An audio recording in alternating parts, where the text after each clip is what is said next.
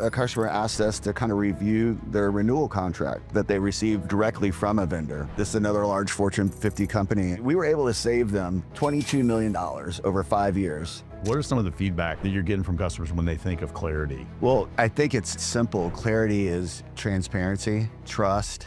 Some of these items are big ticket items, right? They could be career limiting moves if they make the wrong choice. They want to talk to us because they trust us and we have the right expertise. I think the biggest thing that we like to do is help individuals within these organizations, right? So I love when customers get promoted because of us, or they do consider us the easy button. I've seen customers where they have 3 and 4 different installations of the same product and the right hand didn't know the left hand had it, right? We are definitely customer centric on the way we act with our clarity model and wisdom. But, flipping that on to the other side, I think there's a lot of advantages for the vendor too, because I believe that a happy customer ends up buying more in the end. There's thousands of security products out there today. I could name 200 of them right off the bat. Yep. But if you look at all their websites, they all look the same. And they all say they're the best. They all say they're the best. They're the leading platform. So I think when we're talking with our customers and our partners, we could help sift through all that. I've seen the business or the financial offices of these companies be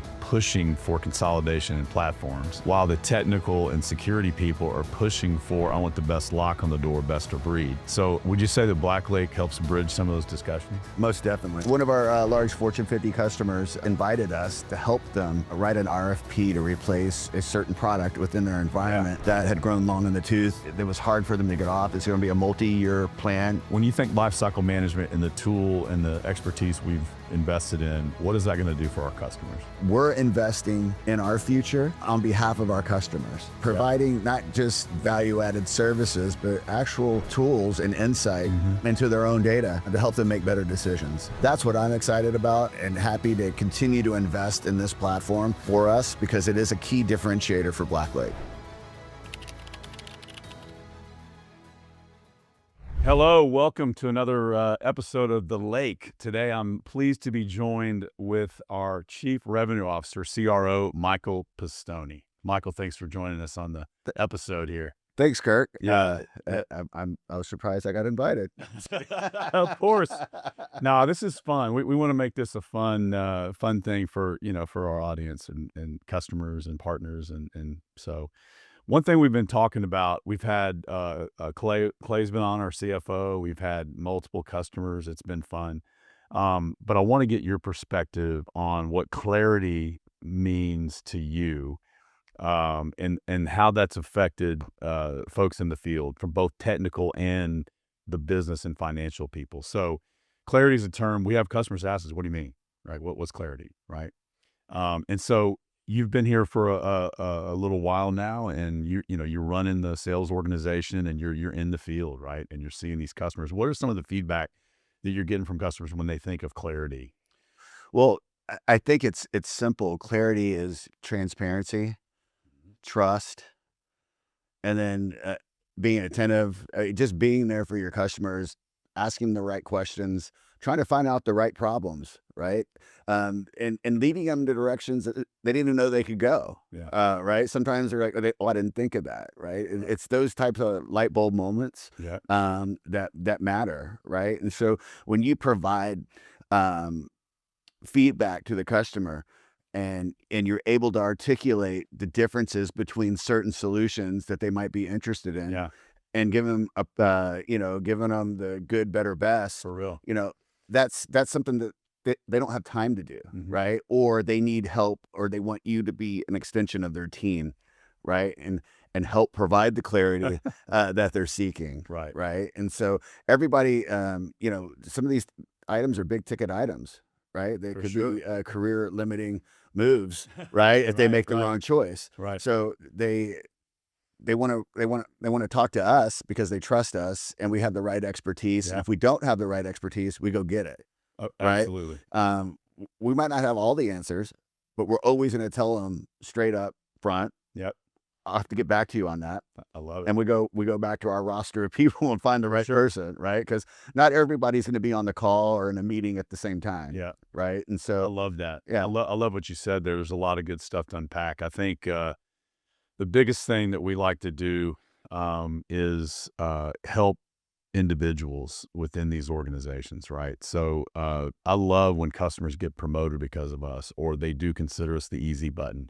Um, we like to, I hate to use this word, but we like to stay agnostic, and we like to do what's best for the customer instead of just selling solutions and selling solutions. I've seen customers where they have 3 and 4 different installations of the same product, and the right hand didn't know the left hand had it, right? So being able to come in and offer a strategic, whatever, it's an enterprise license agreement or something to show them the power of all the licenses or all the appliances, whatever it is that they have, all in one agreement, things like that. We're doing a lot of that too, right? Um, Absolutely, we're doing that. So if you look at just recent customer engagements around tools and the rationalization of Yeah, them, they're like, yeah, are we using this? Are we using it to its potential? Are we? big, Are those are questions that they're asking, yeah, and which are valid, right? I mean, there's so many been updates and upgrades. yeah, Where are they in that journey? Are they behind 2 versions? Maybe they're missing out on some other features. Those are things that we talk about, yeah. right? And quite frankly, they're in it day to day. So that, Hmm. they're not thinking, oh, wait, there's another version that could get me X, Y, and Z. Yeah, So I don't have to go look at another tool for that. right, I have it right here. right, Right. So it's kind of, peeling back the onion, right? 100%, It's like, here's what 100%. you have. Okay, like, right, here's what you're using. Yeah, Here's what you could be using, right? right. Uh And what's great about being, customer advocate like we are, and helping provide wisdom is, let's pick a vertical. Let's pick financials. So we're working with a bank or a financial customer, and let's say we just did 2 other deals with their 2 competitors. Like, we kind of know level set, like, where pricing should be. Not that all contracts are the same. There's a lot of details, but market wise, are they even getting a good deal, or whatever. So we kind of have some of that agnostic, high level wisdom that they may not have if they're dealing direct with the vendor, right? Well, I could tell you we have real life examples Yeah. of that today. Yeah. That they're I'd love to have, ve yeah, let's yeah, hear one. Yeah. right. So we one of our large Fortune 50 customers invited us to help them write an RFP to replace a certain product within their Yeah. environment that had grown long in the tooth, and it was hard for them to get off. It's going to be a multi-year Hmm. plan, and we told them right up front that there's not one solution that's going to be able to replicate what you currently have today. Yeah. It's probably going to be a couple, Yeah. but it'll yield better results at a better price, and increase the value of their investment. And Right. so Right. we created the RFP. Now we're in the process of evaluating the answers with them at the table right How next to them. in the heck did you get them to help? Like, you're creating the RFP. That's Well, amazing. That says a lot about. so it's about relationships within Yeah. the account, Yeah. right? So this particular account manager, Paul Schomper, give him a shout out, Let's go, Paul. is a tremendous asset to us as a company because he sees things in a different way, Hmm. right? And having worked at that previous Right. Right. company Right. that they're trying to displace, Right. he Right. had a lot of tribal knowledge that they didn't have, Right. Right. and what's actually out in the market today that is more inventive, Yeah. more forward thinking, better product all in general, Yeah, for right? real. Cloud based, SaaS based, all those things, right? Yeah. It didn't start off on prem. Some of these solutions were born in the cloud, Yeah. right? And I think a lot of times these big customers, they get on these platforms and they can't get off of them, right? They just keep stacking. They just like, Right. New rep comes in, sells them more, right. sells them more. Yeah. And it becomes a vicious cycle, Hmm. right? And no one's happy, but they can't get off of Right. it. So sometimes you just have to rip the Band-Aid off. That's a Uh, good analogy. Yeah. yeah, you know what? This isn't working for us anymore, right? Right. And I hear it. We're hearing it. Yeah. Like this Yeah. is not this relationship that we have with this vendor is Yeah. not working for us anymore. Yeah. Help us. Right. And to me, that's the biggest compliment when dealing or working with customers, right? 100%. And Paul did a really good job, all through all aspects of the company, right? From purchasing to Yeah. bids and proposal. I mean, The whole thing. the infrastructure teams or whatnot. He touched base with all of them, got the requirements, understood what their ask was, and we put the right people on this project, and it's ongoing today. Awesome. And again, it's gonna be a multifaceted, multi-year, transition period. Just because they are such a large company and they can't get off of it overnight. Right. Right. Right. So we're doing bits and pieces at a time. Yeah. But we'll get there. Right. So they see the big picture. We made some recommendations. They took our, they're taking some of our, and then they're making their own. Right. Right. So they're getting the most out of the product that they bought. Right. They're more efficient operationally, Right. and they probably save some money. Yeah. Well, I mean, or redistributed budget or whatever. Right. I mean, any way you want to slice that, right? Right.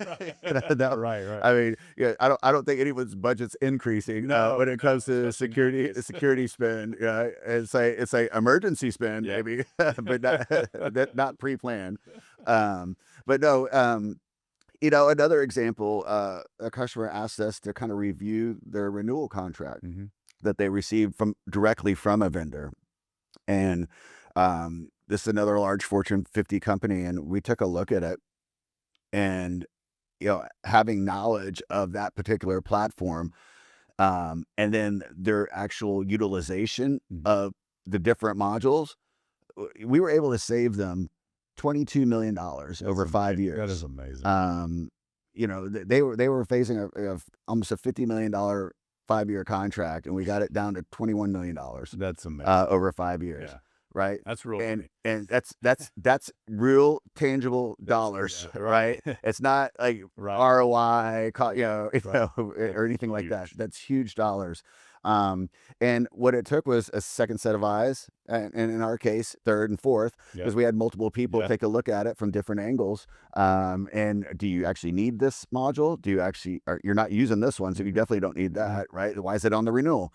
Right. Yeah. And then negotiating directly with the vendor on their behalf. I love it. We are definitely customer centric on the way we act with our clarity model and wisdom. But, flipping that on to the other side, I think there's a lot of advantages for the vendor too, because I believe that a happy customer ends up buying more in the end. Oh, absolutely. Right? Absolutely. And because sometimes all the stuff we talk about is customer, saving money. But if I'm a vendor rep or a vendor partner or an executive listening to this video, then I'm kind of going, well, hey, wait a minute.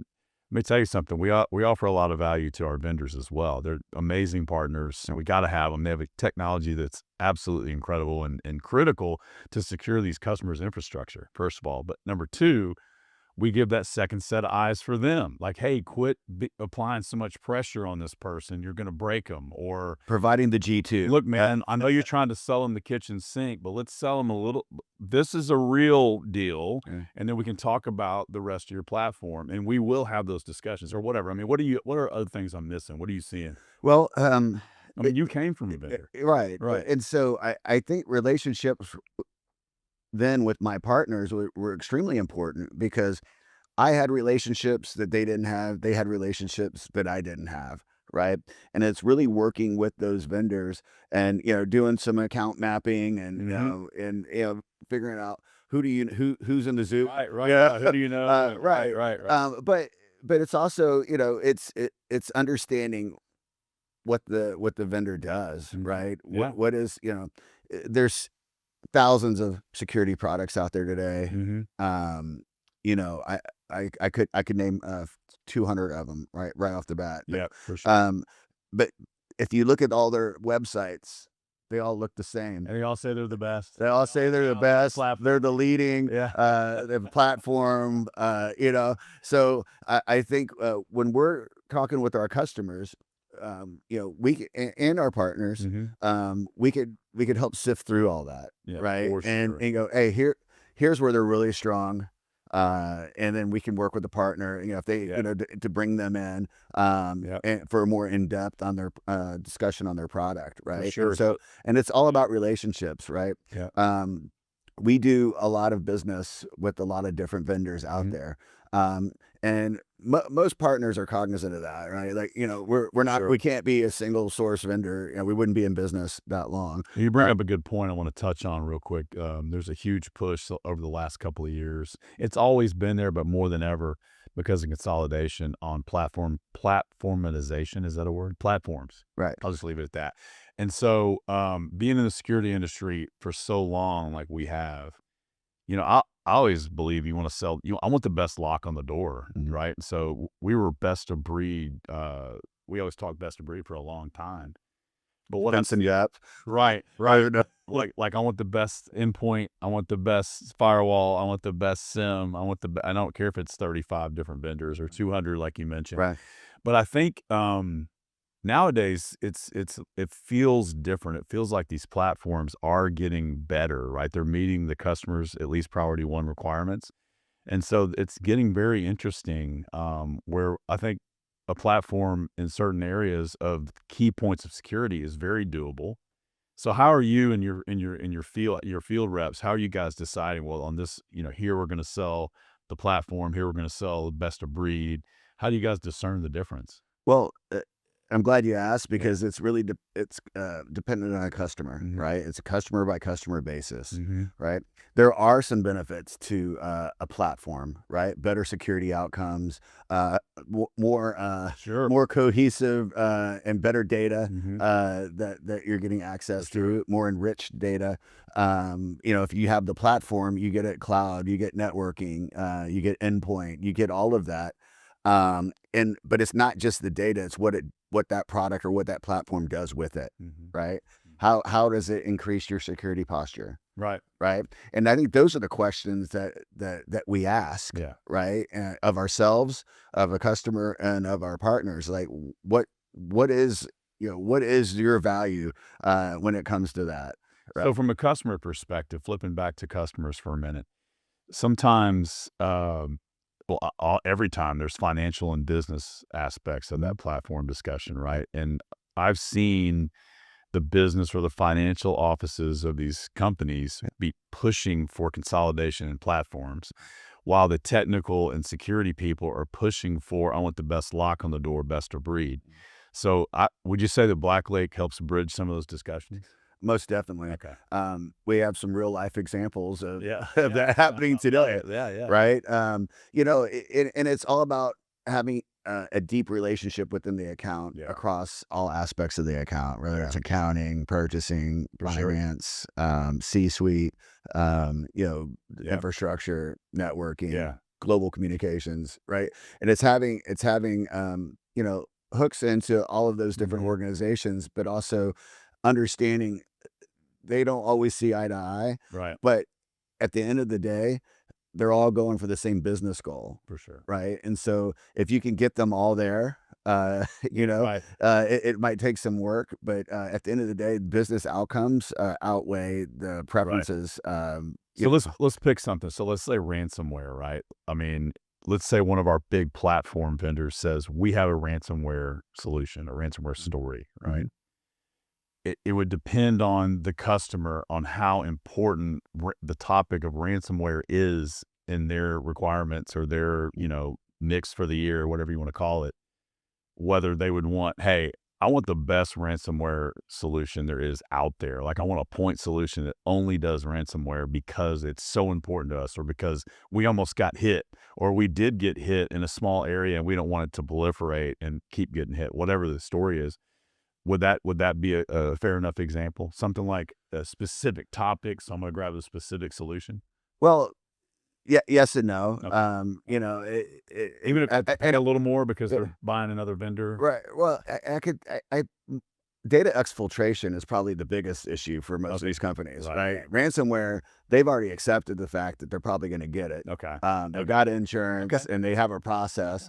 Now, if they have a large enough IT organization where they could stop it before it gets there, then that's when we start talking about a specific solution to meet a specific problem, right? And if you talk about ransomware, there's multiple companies out there that handle it, but they do it differently, right? That's true. Right? So back to architecture. So it's all back to architecture. It's like what architecture best fits our customer at this customer at this time. Yeah. And so again, it's having these conversations.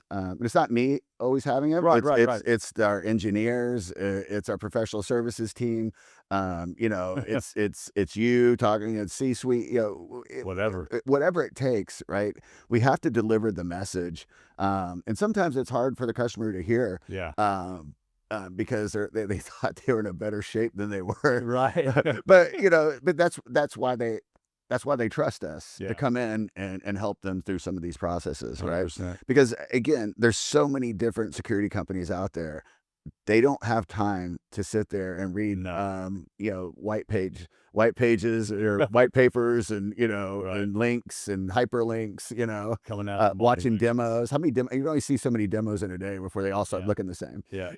So we've already done a lot of that work already on our end because we have so many customers. So we're able to bring that knowledge. We can even get vertical specific. Oh, like absolutely. I mentioned earlier. Yeah, whether it be financial, technology, healthcare. One thing I've noticed, and I don't know, you can confirm this or not, is that it is what's a lot harder in 2025 with things going on to work with an entire organization of a customer than what it used to be. A lot of times we'd focus on security people or networking people, and then we kind of, they already had a budget that was pre-approved and things would just happen. It seems like now, even if they have pre-approved budgets, that the financial organization is scrutinizing everything. Do we really need it? Do we already have a solution? And they've been tasked with looking for overlapping solutions. They've been tasked with lifecycle management, they've been tasked with a lot of things. And so it's almost like they have to, the security people have to re-justify already approved budget to go ahead and make a purchase or even renew, right? I mean, that's just the environment they're in today, right? Back in the early days, most of these things were in silos, right? Security had their own lane, networking had their own lane, infrastructure, storage, backup, all different lanes. But it's not like that today, right? I think there's more companies where they're intermingled, right? So you have security, network security in their name, right? And then you have SecOps, but they're all going in the same direction, right? Yeah. And so you have to be able to touch every aspect of that triangle, right? You have all the different groups together, and they might have specific needs, but their ultimate goal is going to get them to the same place. Yeah. Right. And so we see it every day. Yeah, for sure. Okay.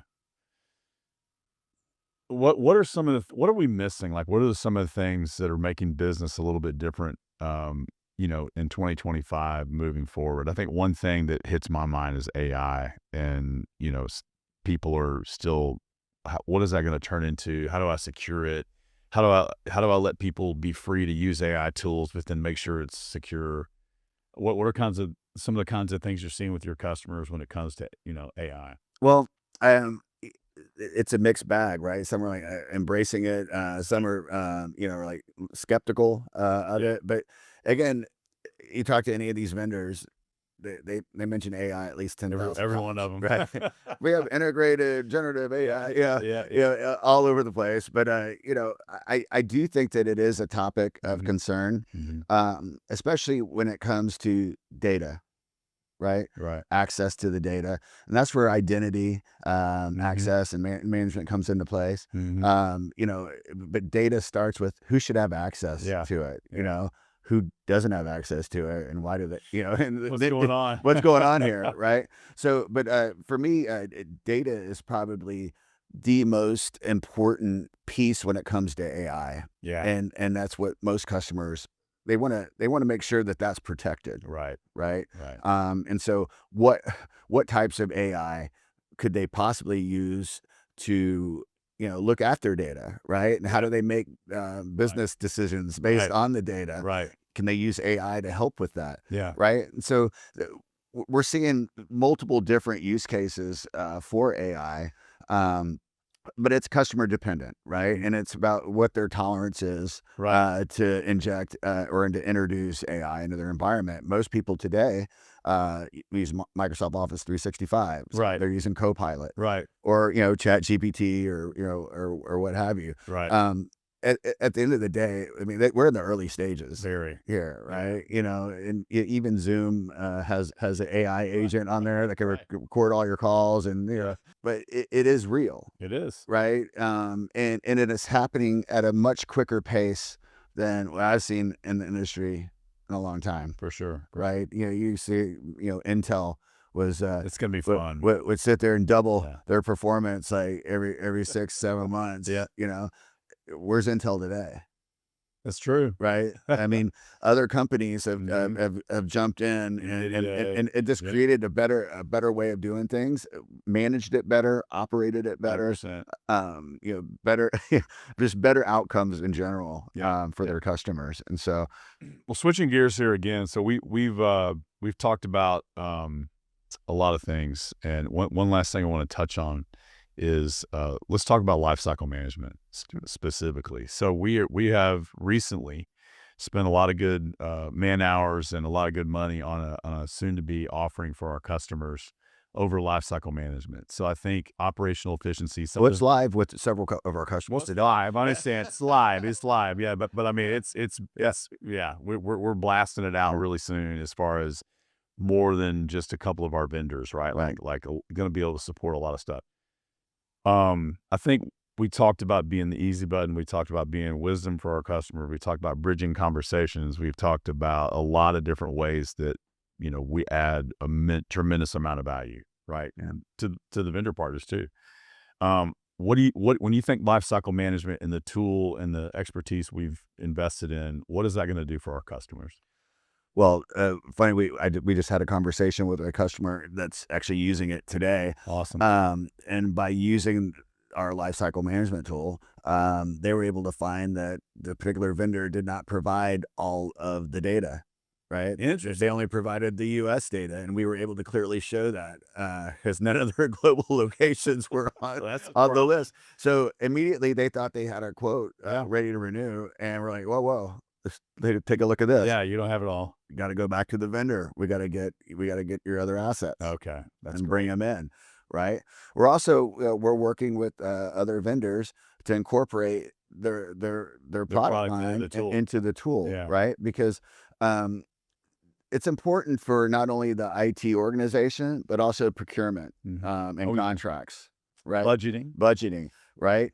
It's able to forecast what your needs will be 6, 8, 9, 10, 12 months down the road, right? Yeah. And for next budget cycle, or is it this budget cycle? We got a renewal come up in August. All right, well, that's the end of our fiscal. True. Yeah. Do we start changing the end date for these contracts? Or and it gives them some insight, and we do a lot of good reporting too. And basically, not to use the word AI, but they're able to ask it questions. Hey, can you tell me about this particular unit number and when it expires? That's amazing. And they'll tell you. Yeah. Well, I'm even thinking this might be a reach, but security issues. Like if you have an old piece of gear that needed to be replaced, that's out of support, sitting in a country somewhere that you didn't account for, that could be a possible security issue. Could be. Could be.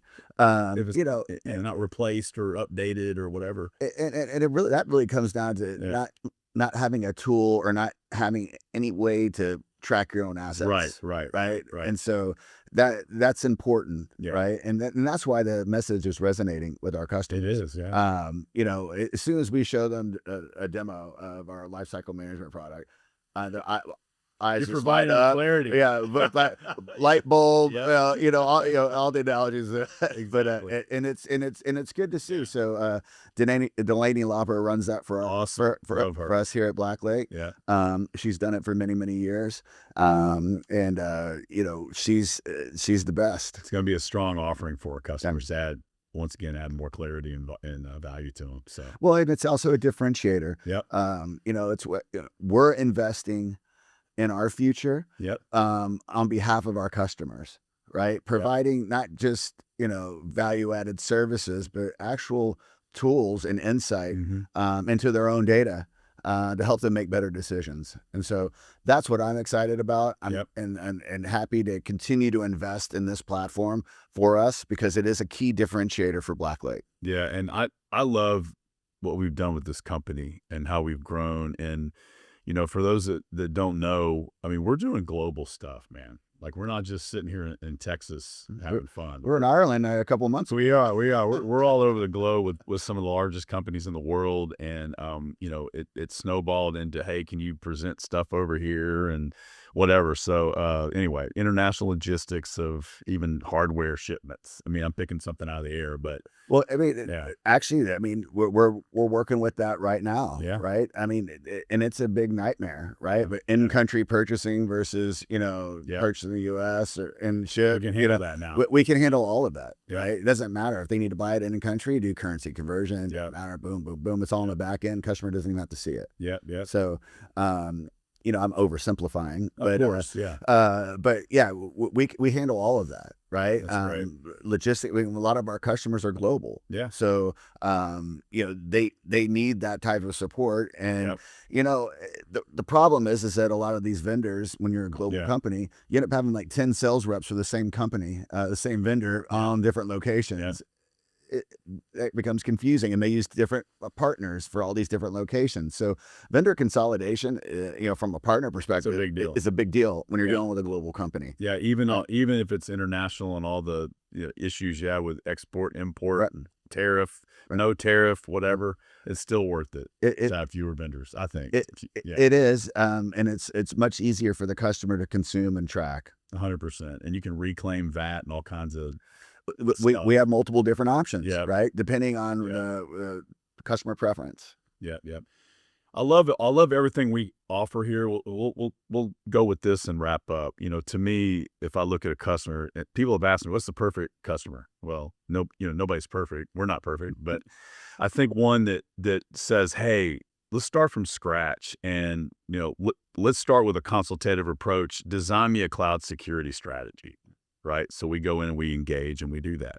And then it's like, okay, I need to execute the strategy. So then we'll put boots on the ground, professional services, SOWs. We execute the strategy. Part of that strategy is the third thing, which is we'll sell all the products and licensing and whatever it takes to have that strategy come to life. And then with lifecycle management, we keep it fresh, new, up to date, supported.